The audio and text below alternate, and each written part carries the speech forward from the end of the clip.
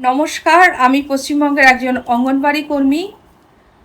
প্রথমেই একটা স্ক্রিনে কমেন্ট দিলাম, বলছি তুই কার সম্বন্ধে কথা বলছিস? উনি এমএলএ, আর তো পঞ্চায়েতের একটা পার্টি মেম্বার যোগ্যতা আছে। তুই কোন হরিদাস পাল একদিন এমএলএ সম্মানের কথা বলছিস? তুই রেখা পাত্রের এক পায়ের নখের যোগ্যও না। পরে ওনার প্রোফাইলের স্ক্রিনশটটা দিলাম, দেখে আপনারা বুঝে নিন। তো বলছি দাদা, কমেন্টটা পড়ার পরে একটু হতাশ হলাম, কারণ অনেকটা আশা নিয়েই তো মানুষ পরিবর্তন করেছে।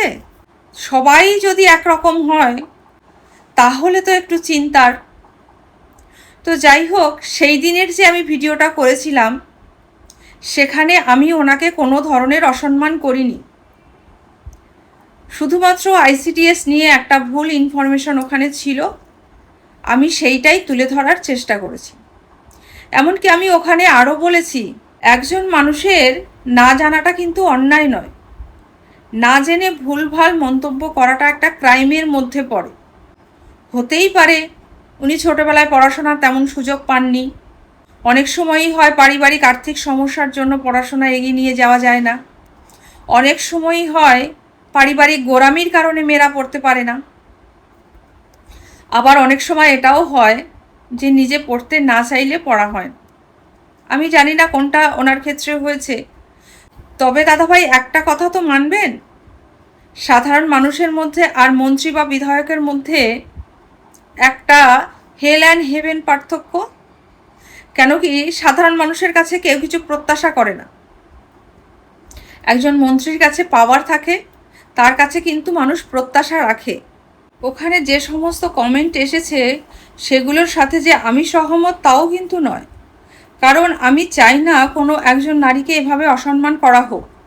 আমি শুধুমাত্র ওখানে ভিডিও ক্লিপটাই শেয়ার করেছি এবং ভুল তথ্যটা তুলে ধরার চেষ্টা করেছি। সেখানে যার যেটা মনে হয়েছে তারা কমেন্ট করেছেন।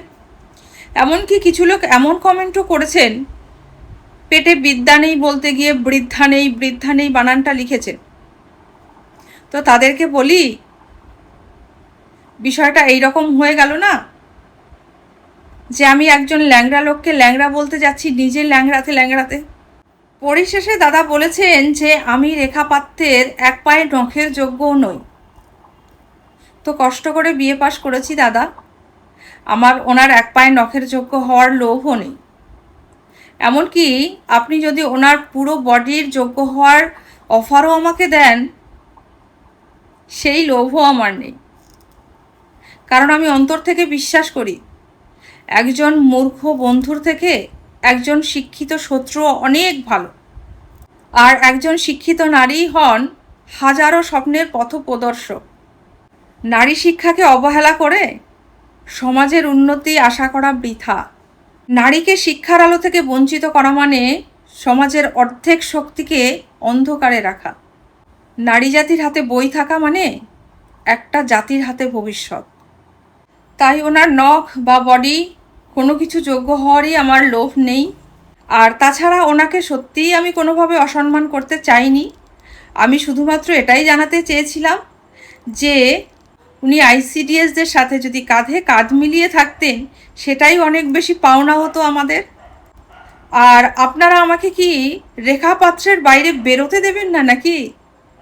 একটার পর একটা কমেন্ট করে আমাকে এখানে আটকে রাখছেন। আজ এটাই কিন্তু লাস্ট, এটা আমি বলে রাখলাম। রেখা পাত্র মহাশয় আমার কন্টেন্ট নয়। আমি আমার ডিপার্টমেন্ট সম্বন্ধে কিছু খারাপ শুনলে সেখানে বলবই, শুধুমাত্র ওনাকে অসম্মান করা আমার উদ্দেশ্য নয়। তাই এরপরে বাকি ভিডিওও আসবে। আর আজকের মতো এখানেই বিদায় নিচ্ছি। ততক্ষণ পর্যন্ত ভালো থাকবেন, সুস্থ থাকবেন। নমস্কার।